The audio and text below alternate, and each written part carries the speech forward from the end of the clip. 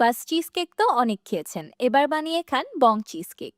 Oven ছাড়া শুধু 4টি উপকরণে মাত্র 20 মিনিটে তৈরি করুন creamy yummy cheesecake. Cream cheese ছাড়াই দই দিয়ে তৈরি করতে পারবেন একদম অথেন্টিক টেক্সচারের চিজ কেক, যেটা খাওয়ার সময় বোঝার কোনোই উপায় নেই এটা এত অল্প খরচে ও অল্প সময়ে তৈরি। আসসালামু আলাইকুম everyone, I am chef Ishika. Welcome back to I food channel. Bong cheese cake বানানোর জন্য আমি প্রথমেই নিয়ে নিয়েছি 500 গ্রাম পানি ঝরানো টক দই। আমি 1 কেজি টক দই পানি ঝরাতে রেখে দিয়েছিলাম। সম্পূর্ণ পানি ঝরে যাওয়ার পর এখানে 500 গ্রাম দই অবশিষ্ট আছে। এবার পানি ঝরানো টক দই উইক্সের সাহায্যে খুব ভালোভাবে ফেটিয়ে একদম ক্রিম করে নেব। মাশাআল্লাহ, দেখতেই পাচ্ছেন হামকার্ডের টেক্সচারটা কতটা পারফেক্ট হয়েছে, একদমই ক্রিমি লিকুইডই না। এবার দইয়ে দিয়ে দিলাম 2টি ডিম, হাফ কাপ চিনি আর 1/4 কাপ কর্নফ্লাওয়ার। এবার একটি উইক্সের সাহায্যে সবকিছু একসাথে খুব ভালোভাবে মিক্স করে নিব। আচ্ছা, আপনারা ইচ্ছে করলে এখানে ফ্লেভারের জন্য 1/4 চা চামচ ভ্যানিলা এসেন্স বা পাউডার ব্যবহার করতে পারেন, কিন্তু আমার কাছে এটা কোনো রকম ফ্লেভারিং ছাড়া খেতেই বেশি ভালো লাগে। ট্রাস্ট মি, ডিমের একদমই কোনো রকম স্মেল বা ফ্লেভার পাওয়া যায় না। সবকিছু একসাথে মিক্স করে নেওয়ার পর চিজ কেকের ব্যাটারের কনসিস্টেন্সিটা ঠিক এমন হবে। চিজ কেকটাকে তৈরি করার জন্য আমি একটি রাউন্ড শেপের মোল্ড বেকিং পেপার দিয়ে রেডি করে রেখেছি। এবার চিজ কেকের ব্যাটারটা মোল্ডে দিয়ে দিলাম। একটি ব্যাম্বু স্টিকের সাহায্যে চিজ কেকের ব্যাটারটাকে চারিদিকে খুব সুন্দরভাবে ছড়িয়ে দিলাম যেন কোনো অংশে পাকা না থাকে। এবার চিজ কেকটাকে বেক করার পালা।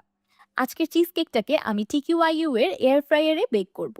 এমন একটা এয়ার ফ্রায়ার বাসায় থাকলে ওভেন না থাকলেও চলে, কারণ এটাতে আপনি এয়ার ফ্রায়ারের সাথে সাথে ওভেনের অনেক কাজও করতে পারবেন। তেল ছাড়া রান্না বা টুকটাক বেকিং এর জন্য একদম পারফেক্ট একটা জিনিস। এই এয়ার ফ্রায়ারটা কেনার জন্য আপনারা টিকিউআইইউ এর অফিসিয়াল ফেসবুক পেজে যোগাযোগ করতে পারেন। তাদের ফেসবুক পেজ লিংক আমি এই ভিডিওর ক্যাপশনে ট্যাগ করে দিব। চিজ কেকের মোলটা আমি এয়ার ফ্রায়ারের ভিতরে রেখে দিলাম। এবার 150 ডিগ্রি সেলসিয়াসে আমি চিজ কেকটাকে বেক করে নিব 20 মিনিটের মতো। টিকিউআইইউ এর এয়ার ফ্রায়ারে এমন ট্রান্সপারেন্ট গ্লাস থাকাতে আমি বাহির থেকেই দেখতে পারি ভিতরের খাবারটা ঠিকঠাক হচ্ছে কিনা, যেটা আমার জন্য খুবই একটা প্লাস পয়েন্ট। 20 মিনিট পর আমার বং চিজ কেক পারফেক্টলি বেকড। এবার এটাকে এয়ার ফ্রায়ার থেকে নামিয়ে নিব। মাশাআল্লাহ, দেখতেই পাচ্ছেন চিজ কেকটা খুবই দারুণভাবে বেক হয়েছে। এবার চিজ কেকটাকে এভাবেই রেখে দিব রুম টেম্পারেচারে চলে আসা পর্যন্ত। চিজ কেকটা রুম টেম্পারেচারে চলে আসার পর আমি ফ্রিজে রেখে কিছুক্ষণ ঠান্ডা করে নিয়েছি, কারণ চিজ কেক ঠান্ডা ঠান্ডা খেতেই বেশি ভালো লাগে, তাই না? চিজ কেকটা খুব সুন্দরভাবে সেট হয়ে গিয়েছে, এবার এটাকে ডিমোল্ড করে নিচ্ছি। এবার উপর থেকে অল্প একটু পাউডার সুগার ডাস্ট করে দিলাম, সেই সাথে দিয়ে দিচ্ছি কিছু ড্রাইড প্লামস। ব্যাস, একদম সিম্পল অ্যান্ড ইজি একটা ডেকোরেশন হয়ে গেল। মাশাআল্লাহ, দেখে বোঝার কোনোই উপায় নেই এই চিজ কেকটা আমি কোনো রকম ক্রিম চিজ ছাড়া বা ওভেন ছাড়াই তৈরি করেছি এয়ার ফ্রায়ারে। এবার আমি আপনাদেরকে কেটে দেখাচ্ছি যে ভিতর থেকে চিজ কেকের টেক্সচারটা কেমন হয়েছে। একদমই পারফেক্ট টেক্সচার, তাই না? বাস্ক সিটিতে তৈরি হওয়ার কারণে অথেন্টিকটার নাম বাস্ক চিজ কেক, আর আমি এটা বাংলাদেশি দই দিয়ে তৈরি করেছি, তাই এটার নাম বং চিজ কেক। কিন্তু নাম যেটাই হোক, খেতে কোনো অংশেই চিজ কেকের থেকে কম না।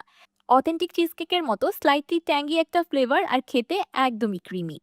এই বং চিজ কেকটা খাওয়ার জন্য আপনার দাঁতের ব্যবহার না করলেও চলবে, কারণ মুখে দিতেই একদম মিলিয়ে যাবে। চিজ কেকের টেক্সচারটা আমি কাছ থেকে দেখিয়ে দিচ্ছি যে কতটা বেশি সুন্দর হয়েছে। নিচের অংশটা একদমই স্মুথ অ্যান্ড ক্রিমি, আর উপরের অংশটা হালকা পোড়া পোড়া, যেটা একদম অথেন্টিকে থাকে। এখন থেকে আর চিজ কেক খাওয়ার জন্য ঘন্টার পর ঘন্টা অপেক্ষা করতে হবে না। চিজ কেক খেতে ইচ্ছে করলেই মাত্র 20 মিনিটে তৈরি করতে পারবেন শেফ ইশিকার স্পেশাল রেসিপিতে বং চিজ কেক। আমার আজকের এই easy simple yet delicious cheese cake রেসিপিটি আপনাদের কাছে কেমন লাগলো আমাকে অবশ্যই কমেন্ট করে জানাবেন। ভিডিওটি ভালো লাগলে একটি লাইক দিবেন, আর আমার চ্যানেল সাবস্ক্রাইব করে আমার চ্যানেলের পাশেই থাকবেন। আল্লাহ হাফেজ।